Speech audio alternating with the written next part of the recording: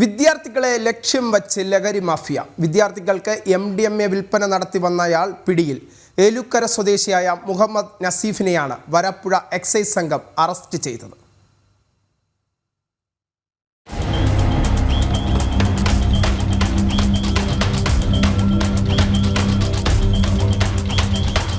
Varapuzha excise range അതിർത്തികളിൽ excise inspector K. അനീഷും സംഘവും patrolling നടത്തുന്നതിനിടയിൽ രഹസ്യവിവരം ലഭിച്ചതിനെ തുടർന്ന് നടന്ന അന്വേഷണത്തിലാണ് പറവൂർ ഏലൂക്കര സ്വദേശി മുഹമ്മദ് നസീഫ് പിടിയിലായത്. ഇയാളിൽ നിന്നും MDMA പരിശോധനയിൽ കണ്ടെത്തിയതിനെ തുടർന്ന് കസ്റ്റഡിയിലെടുക്കുകയായിരുന്നു. പ്രതിയിൽ നിന്നും മയക്കുമരുന്ന് തൂക്കി വിൽക്കുന്നതിന് ഉപയോഗിച്ച electronic weighing machine, Ziploc plastic കവറുകൾ 3500 രൂപ, മൊബൈൽ ഫോൺ എന്നിവ കണ്ടെത്തി. യുവാക്കളിൽ വർദ്ധിച്ചുവരുന്ന ലഹരിയുടെ ഉപയോഗം തടയുന്നതിനായി എക്സൈസ് സംഘം പട്രോളിംഗ് കർശനമാക്കിയിരിക്കുകയാണ്. വിദ്യാർത്ഥികളെ ലഹരിയുടെ വലയിലാക്കാനുള്ള ശ്രമങ്ങൾക്കാണ് തടയിടുന്നത്. പ്രതിയെ പിടികൂടാൻ excise range Varapuzha inspector K. Aneesh, assistant excise inspector NC Sajeev, preventive officer Aneesh K. Joseph, Jose Raibi, Arun, വനിതാ civil excise officer Merlin George, excise driver Raji Jose എന്നിവരുമുണ്ടായിരുന്നു.